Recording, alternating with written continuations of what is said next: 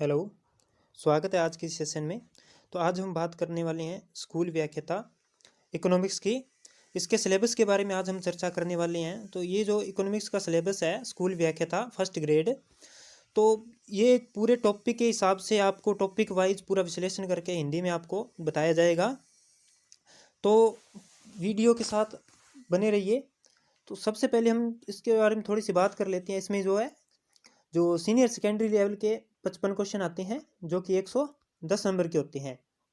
110 number के 55 question आते हैं सीनियर सेकेंडरी लेवल के। और इसके बाद में बात करें हम ग्रेजुएशन लेवल के भी इसमें 55 क्वेश्चन आते हैं 110 नंबर के। ये भी 110 नंबर के होते हैं, 55 क्वेश्चन आते हैं। इसके बाद में हम बात करते हैं अपने पोस्ट ग्रेजुएट लेवल में। इसमें 10 क्वेश्चन आते हैं और जो कि 20 नंबर के होते हैं। और इसके बाद में कुछ पार्ट साइकोलॉजी का आता है। साइकोलॉजी के अंदर इसके अंदर 30 क्वेश्चन होते हैं जो कि 60 नंबर के होते हैं। इस प्रकार कुल मिलाकर जो है आप इसमें 150 क्वेश्चन आते हैं जो कि 300 नंबर के होते हैं। तो इस प्रकार ये पूरा सिलेबस के अंदर जो है क्वेश्चन की संख्या और उनके नंबर्स की संख्या रहती है। तो चलिए हम बात करते हैं, सिलेबस को शुरू करते हैं अपने। तो सबसे पहले हम बात करते हैं इसके अंदर सिलेबस में अपने शुरू करते हैं। तो अर्थशास्त्र का अर्थ परिभाषा, अर्थशास्त्र की केंद्रीय समस्याएं, आर्थिक प्रणाली विशेषताएं एवं कार्य, उपभोक्ता संतुलन जो है, गणनावाचक कर्मवाचक दृष्टिकोण, उपभोक्ता व्यवहार का सिद्धांत, स्लोत्स्की प्रमेय, सामान्य एवं क्षतिपूर्वक मांग वक्र, मांग निर्धारण, मांग की लोच की अवधारणा, उत्पादन फलन, परिवर्तनशील अनुपातों का नियम, पैमाने के प्रतिफल, आगम एवं लागत की अवधारणा और इनमें आपस में संबंध। इसके बाद में बाजार के प्रकार के बारे में इसमें अध्ययन करते हैं।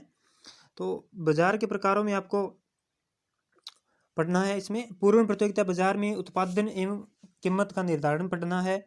अपूर्व प्रतियोगिता में कीमत एवं उत्पत्ति निर्धारण पढ़ना है। इसके बाद में कल्याणकारी अर्थशास्त्र, पेरेटो अनुकूलतम तथा नवीन कल्याणकारी अर्थशास्त्र, ये भी आपको इसमें देखना है। तो ये तो पार्ट नंबर ए था इसमें।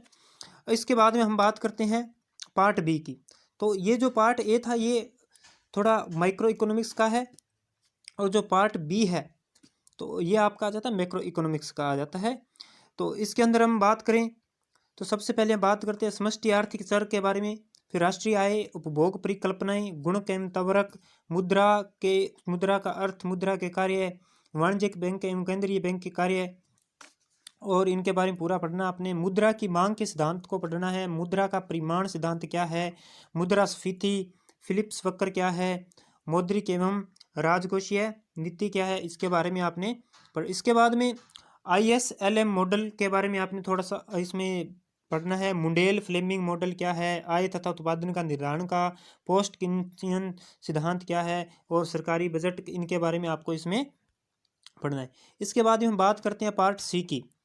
जो पार्ट सी है तो पार्ट सी में आप व्यापार के सिद्धांत, तुलनात्मक व अवसर लागत और इसके बाद में अंतर्राष्ट्रीय व्यापार के सिद्धांत, हेक्सर ओहलिन सिद्धांत, व्यापार की शर्तें, मुक्त व्यापार तथा संरक्षण, भुगतान संतुलन, व्यापार चक्र का सिद्धांत, विदेशी प्रत्यक्ष निवेश क्या होता है, WTO के बारे में, विश्व बैंक, अंतर्राष्ट्रीय मुद्रा कोष।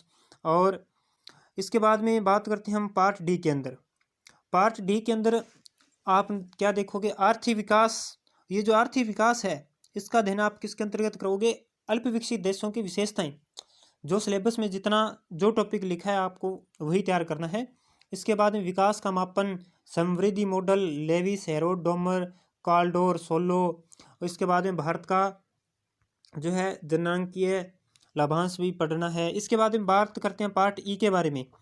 तो पार्ट जो ई है, पार्ट ई के अंदर आप देखोगे भारत में आर्थिक नियोजन, गरीबी, बेरोजगारी तथा असमानता, आर्थिक सुधार, उदारीकरण, निजीकरण, भूमंडलीकरण, नवीन औद्योगिक नीति, कृषि नीति, हरित क्रांति, खाद्य सुरक्षा और नवीन विदेशी व्यापार नीति 2015-2020, पर्यावरण तथा विकास में ट्रेंड ऑफ तथा संपोषणीय विकास की अवधारणा।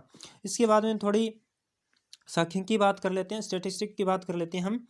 तो अगर हम बात करें तो इसमें देखिए समग्र संग्रहण की विधियाँ, इसके बाद में अर्थशास्त्र में फलनात्मक संबंध एवं ग्राफ का प्रयोग, वृद्धि दर की अवधारणा, केंद्रीय प्रवृत्ति के माप, समांतर माध्य हो गया, बहुलक हो गया, माध्यक हो गया, अपकिरण के माप, सहसंबंध, प्रतिपगमन विश्लेषण, सूचकांक और प्रायिकता।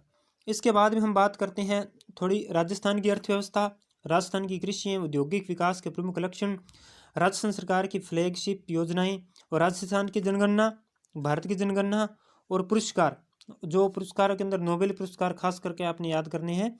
और इसके बाद में केंद्रीय तथा राजस्थान बजट की आर्थिक समीक्षा, यानी कि भारत के संदर्भ में भी और राजस्थान के संदर्भ में आर्थिक समीक्षा आपने तैयार करनी है 2018-19 और 2019-20। तो ये जो आपका पूरा सिलेबस है ये पार्ट वाइज से मैंने डिवाइड कर दिया है। पहले सीनियर सेकेंडरी लेवल का है, फिर ग्रेजुएशन लेवल का है, इसके बाद में पोस्ट ग्रेजुएशन लेवल का है, इसके बाद में थोड़ा जो अपने जीके का पार्ट आ जाता है इसके अंदर, राजस्थान की अर्थव्यवस्था, राजस्थान कृषि ये आ जाएगा और जनगणना आपने तैयार करनी है। तो ये आपका पूरा सिलेबस जो है ये हिंदी में मैंने इसको कन्वर्ट करके आपके सामने ये लिख दिया। आप चाहो तो यहाँ से वीडियो को रोक कर नोट कर सकते हो। तो और नई नई अपडेट के लिए चैनल को सब्सक्राइब जरूर कर लीजिएगा, बेल आइकन को दबा लीजिएगा, ताकि जब भी कोई नई वीडियो आए तो आपको उसका नोटिफिकेशन मिल सके, सबसे पहले मिल सके और आप वीडियो को देखकर जानकारी ले सकें। Thank you.